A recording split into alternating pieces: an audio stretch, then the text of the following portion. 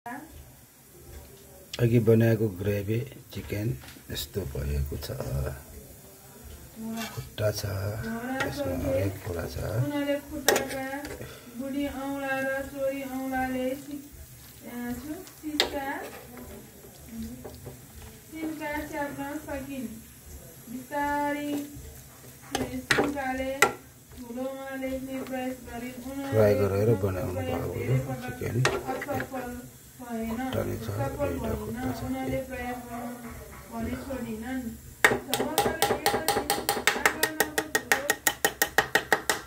दिन आँगनको धुलो ठुलो उडेर उनको खाना पाक्दैछ बिस्तारै। पस्यो। उनका आँखा धुलो पार्टन पाक्दैछ। भिजाउन थाल्यो। उनीहरूले हरेक भात पकाएपछि खान थाल्छु हामीले परिवार मिलेर। अब चाहिँ ठिक्क भयो। उनी धेरै खुसी भइन्।